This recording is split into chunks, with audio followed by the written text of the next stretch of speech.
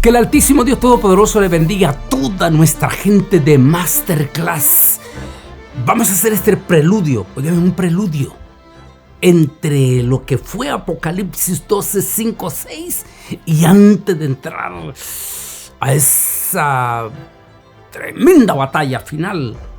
De ahí, entre ese preludio, vale la pena que analicemos quién fue Lucifer, cómo fue su caída, qué es lo que relata Apocalipsis capítulo 12 finalmente. Así que hagamos un análisis de su caída y los 3 pecados que llevaron a este personaje que, recuerde, es parte de la creación de Dios. Satán mismo es creación. Llegó a ser, dice, que uno de los querubines que sobresalía entre toda la multitud de los seres angelicales y jerarquía. La forma en que sobresalió entre todos ellos. En ese tiempo que se conocía todavía que los seres angelicales tenían libre albedrío hasta ese momento. Esa parte profunda en la teología y la escatología profunda a veces que necesitamos compenetrarnos.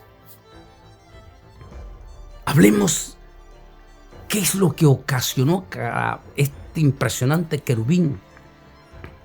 Dice hermoso, resplandeciente y sobresaliente entre todos los seres angelicales. ¿Qué es lo que provocó su caída?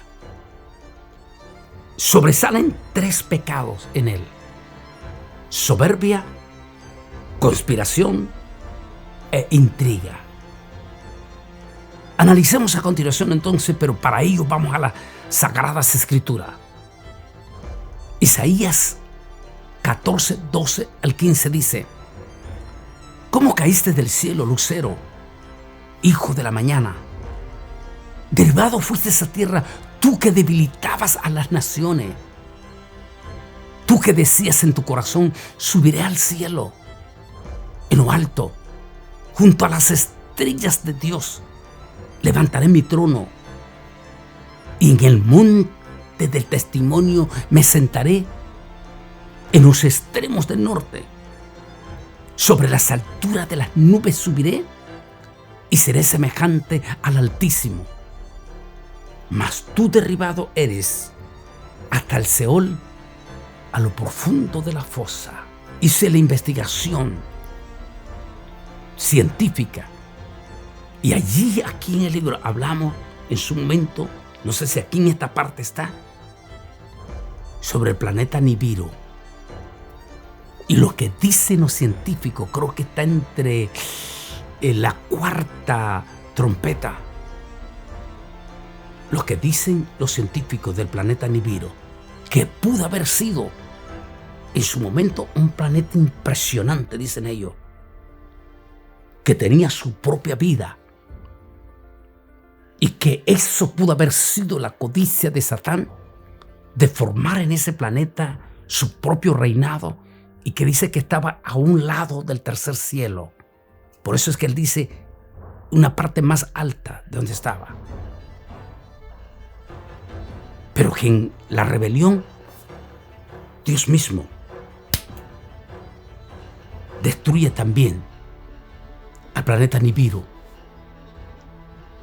que, como hablamos en su momento, entre la 4ª por ahí trompeta, dicen los expertos científicos, cuando dice que se oscurecerá la 3ª parte del día, esa parte que están hablando, dicen los científicos que viene un planeta que fue destruido en eso, lo que se conoce como el pasado antes,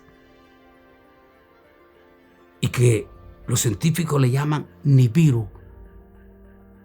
En una profunda investigación que hice para mi libro y que está aquí, se dice que hoy en día en leyenda, sobre todo los nativos de esa parte norte geográfica de Europa, ellos hablan, los nativos, los vikingos, que esa antes de la destrucción del planeta Nibiru era el reino, se estaba preparando para ser el reino del Dios que ellos adoran y que ellos le llaman la gran estrella que cayó.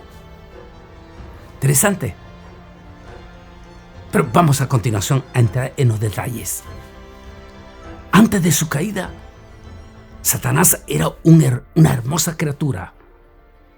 No olvide, ya ustedes lo han visto múltiples de veces, Ezequiel 28, 12, 13. Fue quizás el más hermoso y poderoso de todos los seres angelicales. La frase querubín grande y protector, posiblemente indica que Satanás fue el ángel que guardaba la presencia de Dios. El orgullo condujo a la caída de este personaje. No solamente dice que era un personaje que sobresalía entre todos los seres angelicales, dice su hermosura, su esplendor, sino que era como una especie de uno de los personajes que estaba muy cerca, como especie de protector alrededor del anciano de día. ¿Qué es lo que provocó esa rebelión? Esa intriga, esa seducción. Los expertos dicen que la soberbia, el primer pecado de este personaje, recuerde que el soberbio no soporta a otra figura que sobresalga encima de él. Él quiere tener la atención total y absoluta. Un soberbio no acepta que usted le contradiga o que sobresalga encima de él. Una figura allí en el cielo debió de resplandecer encima de Satán. Y eso pudo, dicen los expertos, haber provocado la ira y preparar los otros dos pecados que hablamos. ¿Quién pudo haber sido ese personaje que desató la envidia? Que no soportó que ese otro personaje sobresaliera encima de él. Analizando en profundidad con ustedes aquí y en todas las investigaciones que se han hecho, Daniel, quien nos da una luz, pero fíjese que también Enoc nos da una luz de lo que popularmente nosotros conocemos como la segunda persona de la Trinidad de Dios. El libro de Enoc menciona a ese personaje y que Daniel lo menciona como el hijo de los dioses. Daniel dice que cuando ese personaje lindo aparece en el cielo, dice que todita la multitud de seres angelicales se inclinan también ante esa figura extraordinaria que también Proverbio habla de él, de ese personaje. Un personaje de soberbia, en este caso Lucifer, que él se consideraba como el objeto de toda atracción después del anciano de día. No pudo soportar que otra figura después del anciano de día, o entre la Trinidad, ese misterio como el ser humano, ese misterio sobresaliera encima de él. ¿Ya sospechan ustedes de quién se trata? A quien Proverbio le llama el deseado de todas las naciones. Yeshua Nazareno, Jesús. Sigamos. Dice aquí Ezequiel 28, 12, 13. Fue quizás el más hermoso y poderoso de todos los seres angelicales. La frase querubín grande protector posiblemente indica que Satán fue el ángel que guardaba en la presencia de Dios. El orgullo condujo a la caída de Satán. En lugar de dar la gloria por crearlo tan maravillosamente, Satán tomó orgullo en sí mismo, pensando que él mismo era responsable de su estado exaltado. La rebelión de Satanás resultó en que Dios lo echara a Satanás de la presencia. Y eventualmente resultó en que Dios condenara a Satán al lago de fuego por toda la eternidad. Apocalipsis 20:10, que llegaremos en su momento. Pero sigamos leyendo lo que dice Ezequiel aquí. Vino a mí palabra de Jehová diciendo, Yahweh, hijo de hombre, entona lamentaciones sobre el rey de Tiro y dile, así ha dicho Yahweh el Señor, tú eras el sello de la perfección, eras el sello de la perfección, lleno de sabiduría y de acabada hermosura. En Edén, en el huerto de Dios estuviste. De toda piedra preciosa era tu vestidura, de cornalina, de topacio, de jaspe, de crisolito, de berilo y de onice, de zafiro, de carbuncio, esmeralda y oro. Los primores de tamboriles y flautas o tamboriles y flautas fueron preparados para ti en el día de tu creación. Y se le da un día lo que está diciendo Ezequiel. El por qué él se sentía sumamente soberbio entre todititos los seres angelicales. Tú, querubín grande, protector, yo te puse en el santo monte de Dios. Allí estuviste y en medio de las piedras de fuego te paseabas.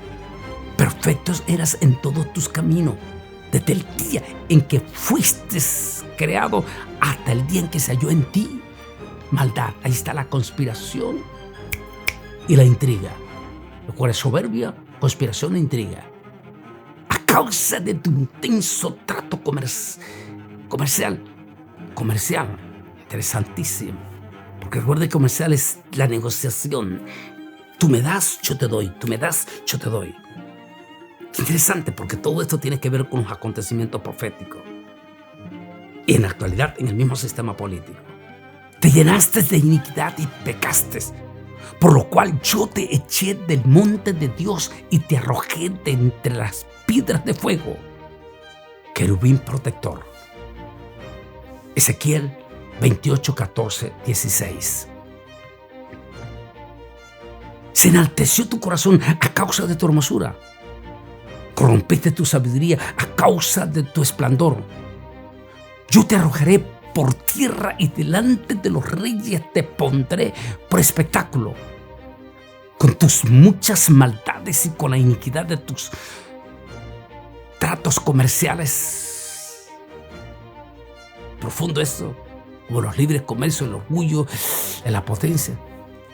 Profanaste tu santuario. Yo pues saqué fuego de en medio de ti, el cual te consumió, y te puse en cenizas sobre la tierra ante los ojos de todos los que te miran. Todos los que te conocieron entre los pueblos se quedarán atónitos por causa tuya. Serás objeto de espanto y para siempre dejarás de ser. Ezequiel 28, 17, 19. Impresionante esta profecía, porque todavía no se ha cumplido en su totalidad. Si nosotros hablamos de la élite, ¿a quién adoran la élite? Eso es súper poderoso. Dicen que los más de 600 multimillonarios, incluyendo Elon Musk hasta los últimos, no pueden ser ellos si no son miembros de la élite. Y por lo tanto, adoran directamente a ese personaje en lo privado. Lo admiran hasta hoy en día. Pero al final de la gran tribulación, los mismos reyes de la tierra Los mismos servidores de él, las multitudes, mirarán como un simple ángel. Lo esposará y lo lanzará al pozo del abismo. Y después, pero eso ya llegaremos en su momento. Sigamos leyendo. Es muy probable que ese rey con el que Ezequiel lo compara a Satán haya sido el rey Hirán. Esa fue la época grande de esta ciudad llamada también La Roca, una semi-isla en la costa del Mediterráneo y tierra del Líbano. El rey Acab de Israel se casó con la hija de este rey, es decir, la famosa Jezabel, porque lo compara con ese perverso rey soberbio, dicen, de Hirán. Y ahora entiende las consecuencias que le pasó a Israel cuando se casó con la hija de ese rey soberbio. Esta te da la idea de que Jezabel era una reina eminentemente soberbia. La expulsión final de Satán y sus demonios del segundo cielo se hace realidad. Miguel, un arcángel guerrero mencionado en Judas 9 y en Daniel 12:1 como el arcángel que pelea a favor de Israel, esta vez dirige la expulsión final. Ahora Satán hace su campamento de ataque o hará su campamento de ataque en la tierra en el periodo de la gran tribulación.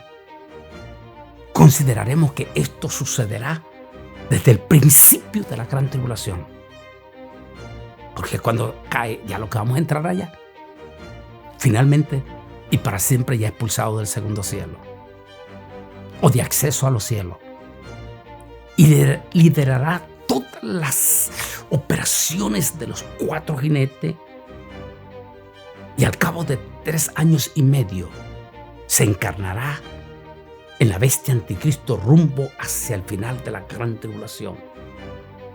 Para que ustedes entiendan, cuando lleguemos al capítulo 13, los expertos dicen, aunque también el anticristo, como explicamos en el capítulo 9, es un demonio que está encarcelado y que se encarnará, pero finalmente dicen que el que hace el papel de antipadre o el anciano rostro fiero ha de morir, pero que el espíritu de esos terminará encarnándose para tratar de imitar la Trinidad de Dios en la bestia anticristo.